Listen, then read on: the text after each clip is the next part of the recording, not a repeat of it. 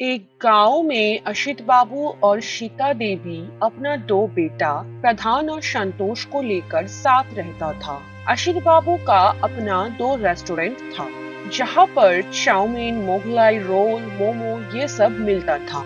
उन दोनों रेस्टोरेंट में कई लोग काम भी करता था, लेकिन उनका दोनों बेटा प्रधान और संतोष इतना बड़ा होने के बावजूद भी उन दोनों ने कोई काम नहीं किया और उस रेस्टोरेंट का कोई जिम्मेदारी भी नहीं लिया।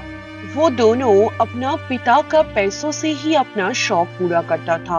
आज से 3 महीना पहले प्रधान और संतोष अपना पसंद की लड़की से शादी करके घर ले आया। प्रधान का पत्नी नीति और संतोष का पत्नी मीरा। लेकिन नीति और मीरा इस घर में आने के बाद खुशियां आने की जगह मुसीबत खड़ा हो गया है। सुनो, तुम्हारा पापा से कहो सारा जायदाद हम दोनों के नाम पर लिख देने के लिए, वरना तुम्हारा छोटा भाई और भाभी कब सब कुछ अपना नाम पे कर लेगा ये तुम समझ भी नहीं पाओगे। लेकिन पापा ये बात से सहमत होगा क्या? क्यों नहीं होगा? तुम इस घर का बड़ा बेटा हो, इसीलिए इस घर का हर चीज पर सबसे अधिक हक सिर्फ तुम्हारा है। तुम सही कह रही हो, मैं कल ही पापा से बात करूंगा। वह संतोष मीरा के कमरे पर। तुम्हें अभी एक काम करना पड़ेगा। क्या मीरा? तुम अभी जाकर तुम्हारा पापा से कहो कि सारा जायदाद हम दोनों के नाम पर कर देने के लिए। लेकिन ऐसा करना सही होगा क्या? भैया भी तो है। भैया? तुम्हारा भैया और भाभी हम दोनों के बिना ही सारा जायदाद अपना नाम पर करने का योजना बना रहा है। ये सब तुम्हें कैसे पता चला? वो दोनों इसके बारे में बात कर रहा था, मैं चुपके से सब कुछ सुन लिया। कल वो दोनों इसके बारे में बात करने के लिए पापा के पास जाएगा, इसीलिए मैं कह रही हूँ कि पहले तुम पापा के पास चलो। अगर तुम पहले जाओगे तो सब कुछ हम दोनों का होगा, वरना वो दोनों कब सब कुछ ले लेंगे तुम्हें पता ही नहीं चलेगा।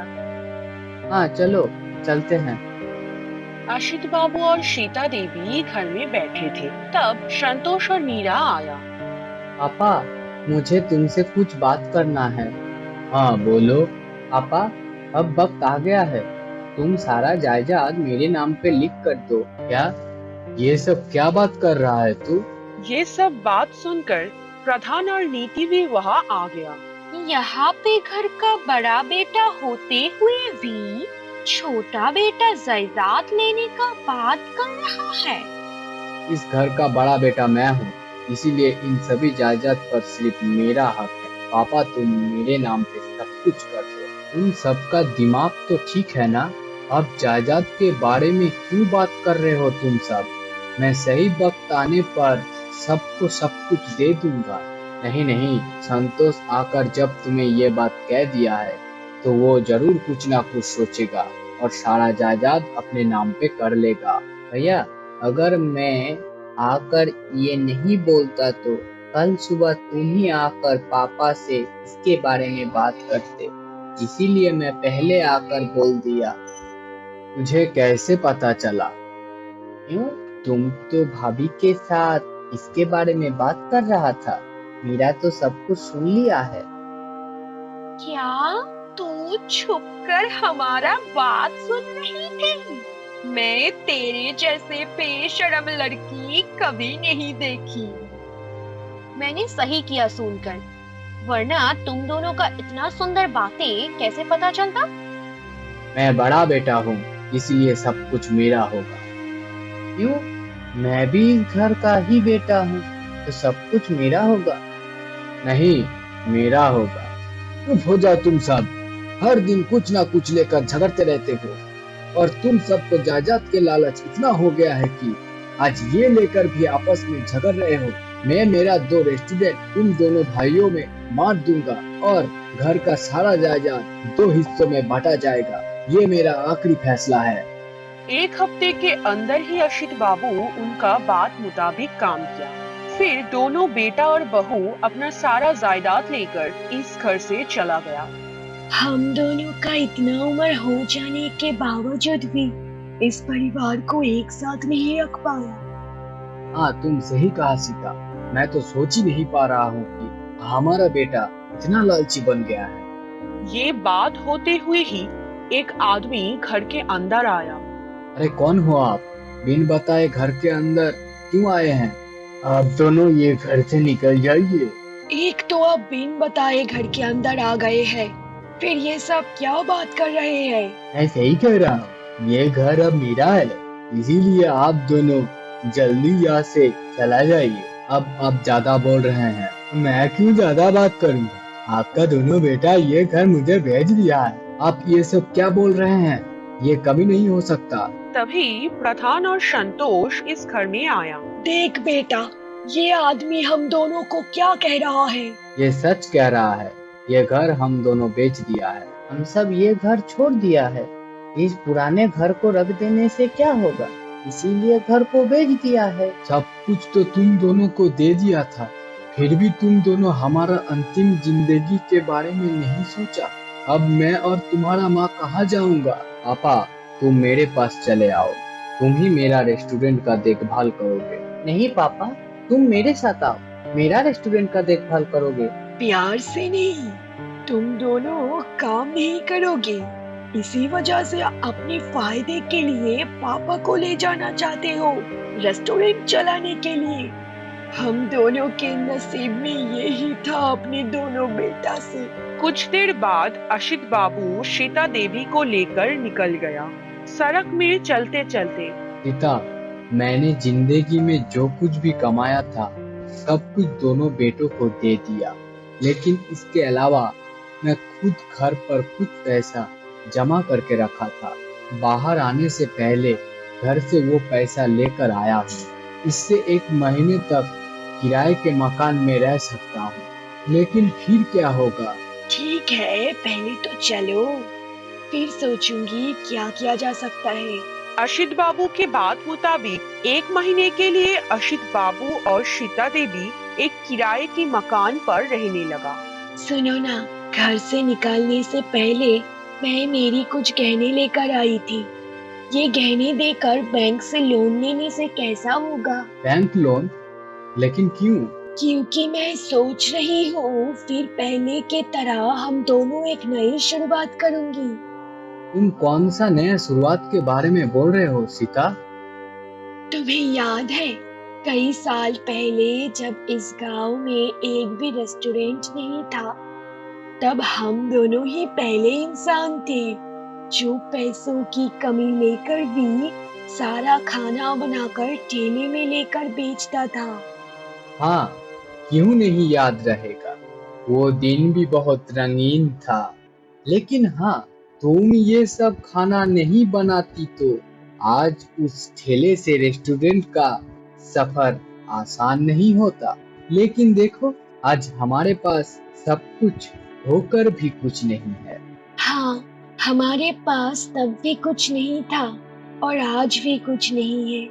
तो फिर से मेरे मन में एक खाना बनाने का तरीका आया है जिसे इस गांव में किसी ने खाना तो दूर की बात सुना भी नहीं होगा।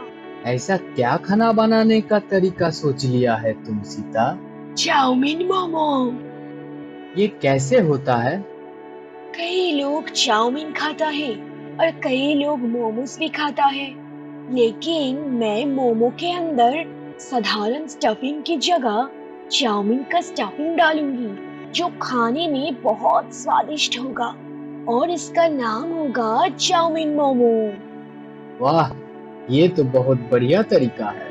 कुछ दिन बाद अशित बाबू गहने देकर बैंक से लोन लेकर आए। फिर सीता देवी चाउमीन मोमो बनाकर ठेले में अच्छे से सजा लिया और अशित बाबू के साथ मिलकर चाउमीन मोमो बेचने गया। गांव में पहली बार आया है चाउमीन मोमो।